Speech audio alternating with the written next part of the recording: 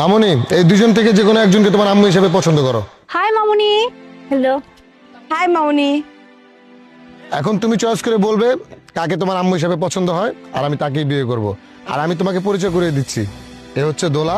এ হচ্ছে আমার অফিসের বস বলতে পারো, আমার সিনিয়র। আমাকে অনেকভাবে সে সাহায্য করে, কাজে, কাজের বাহিরে, পার্সোনাল লাইফেও সে আমাকে অনেকভাবে সাহায্য করেছে এবং করে। আর আমিও তাকে অনেক পছন্দ করি, সে আমাকে অনেক পছন্দ করে। আর মামুনি, ও হচ্ছে মোনা। ও হচ্ছে আমার ছোটকালের ফ্রেন্ড। বিশেষ করে তোমার আম্মু মারা যাওয়ার পরে ও আমাকে মেন্টালি যে সাপোর্টটা দিয়েছে, এটা আমার জন্য অনেক কার্যকরী ছিল। ও যদি আমাকে মেন্টালি সাপোর্টটা না দিত, হয়তো আমি আরো মানসিকভাবে অনেক ভেঙে পড়তাম। এখন আমি তো কনফিউজ মামুনি, আমি কাকে আমার লাইফ পার্টনার বানাবো, কাকে তোমার মা বানাবো, এটা নিয়ে আমি পুরোপুরি কনফিউজ। এই জন্য তোমার কাছে নিয়ে আসলাম। তুমি যাকে তোমার আম্মু হিসাবে পছন্দ করবে তাকেই আমি বিয়ে করব। এখন তুমি বলো কাকে তোমার আম্মু হিসাবে পছন্দ। এই তমা, তুমি এটা কি ধরনের কাজ করলে? তুমি এটা এটা তার গায়ে ছুড়ে মারলে কেন? তোমাকে আমি এই শিক্ষা দিয়েছি, এই বেয়াদবি শিক্ষা দিয়েছি তোমাকে আমি? সাদাত বাচ্চা মানুষ, খেলার ছলে গিফটটা ছুঁড়ে মেরেছে। আমি কিছু মনে করিনি, তুমি ওকে বকাঝকা করো না প্লিজ। সরি বলো, সরি বলো আন্টিকে। Sorry aunty. ইটস ওকে মামুনি, এই নাও।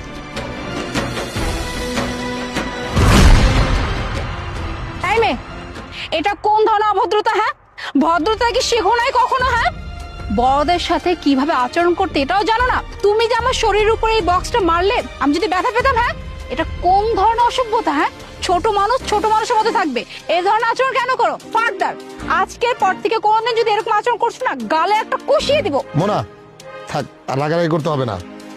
আমার মেয়ের খারাপ ব্যবহারের জন্য আমি তোমাদের দুজনের কাছেই সরি বলতেছি। আর আমার মেয়ে যে কেন এটা করলো সেটা আমি এখনো বুঝতে পারতেছি না।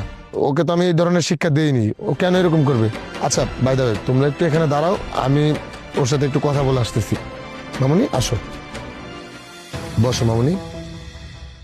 আচ্ছা মামুনি, তুমি আমাকে একটা কথা বলো। আমি তোমার দুজন আন্টিকে নিয়ে আসলাম মা হিসাবে পছন্দ করার জন্য, তোমার উপর আমি দায়িত্ব দিয়ে দিলাম, আর তুমি কিনা তাদের সাথে খারাপ ব্যবহার করলে, এইরকম আচরণ করলে, এটা কি ঠিক হলো? বাবা, তুমি বলেছিলে না আজকে তুমি দুইজন আন্টিকে আনবে, এদের ভিতরে যে কোনো একজনকে আমার মা হিসেবে বেছে নিতে। হ্যাঁ, আমি তো দুজনকে সেই জন্যই নিয়ে আসলাম। তুমি যাকে বলবে আমি তাকেই তোমার মা হিসাবে পছন্দ করে বিয়ে করে ফেলবো। কিন্তু তুমি তাদের সাথে এরকম ব্যবহারটা করলে, তারা তো এখন তোমাকে খারাপ বলবে, বেয়াদব বলবে।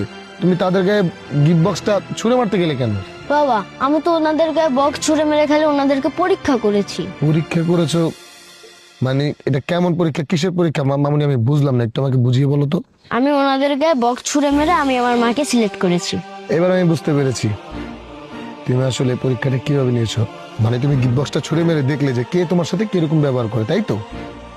আর তোমার হিসাব অনুযায়ী আমার মনে হচ্ছে তোমার দোলা আন্টি তোমার মা হওয়ার জন্য সিলেক্টেড, তাই না?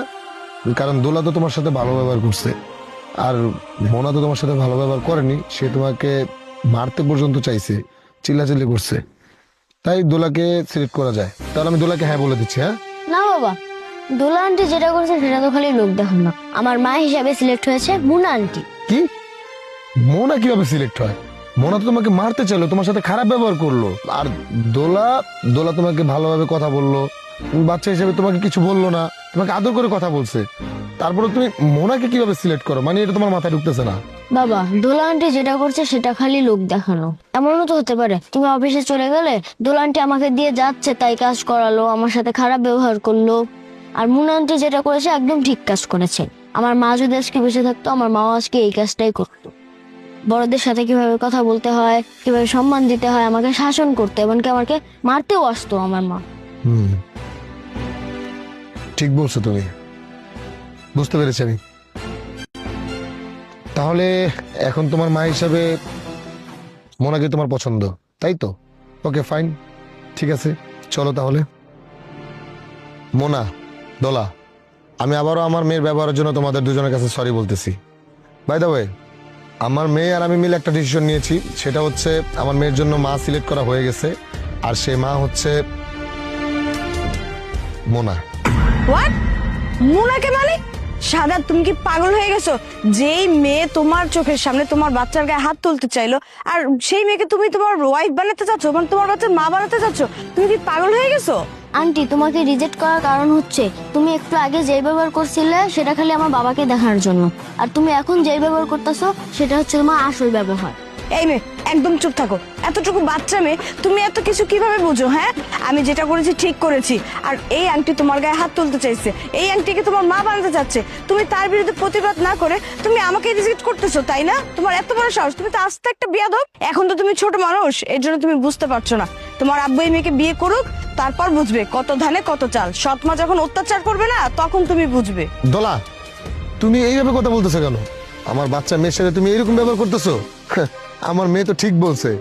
তুমি কিছুক্ষণ আগে যেটা করছিলে সেটা লোক দেখানো ব্যবহার ছিল, আমাকে খুশি করার জন্য। তুমি যদি সত্যিকারের মাই হতে তাহলে তুমি তোমার বাচ্চাকে শাসন করতে, শিখাতে চেষ্টা করতে, কিন্তু তুমি সেটা করোনি। কারণ তুমি আমার কাছে ভালো হইতে চাইছো। আমার কাছে ভালো হয়ে আমাকে বিয়ে করার পরে তুমি আমার বাচ্চার সাথে পরে খারাপ ব্যবহার করবে, তাই তো? এটাই ছিল তোমার মেন উদ্দেশ্য।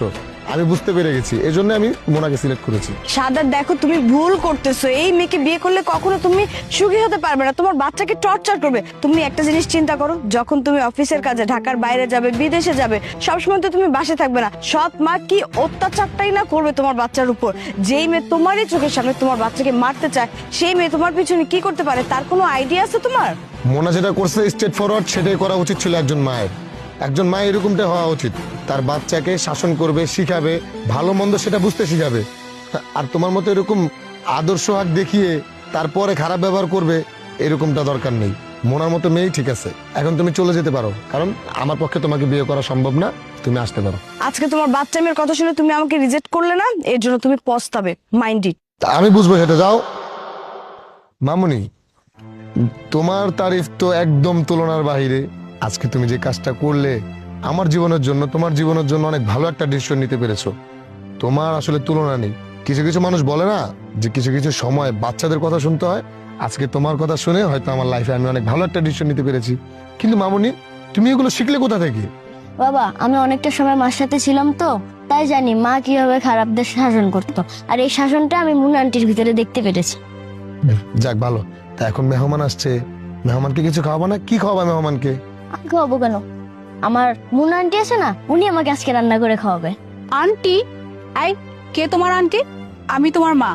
আজকে থেকে তুমি আমাকে মা ডাকবে, কেমন? আর শোনো, তুমি কি খাবে জাস্ট আমাকে বল, আমি কিন্তু অনেক ভালো রান্না করতে পারি, তোমাকে রান্না করে খাওয়াবো। আচ্ছা বাদ দাও, আজকে তোমাদের দুজনকেই আমি রান্না করে খাওয়াবো। বাবা, তোমার হাতের রান্না খুব বাজে হয়। আমার হাতে রান্না বাজে? আই, খবরদার, হ্যাঁ? ও কিন্তু আমার মেয়ে, আর আমার মেয়ের গায়ে হাত দেওয়ার দুঃসাহস করবে না, তার কিন্তু খবর আছে। মামুনি,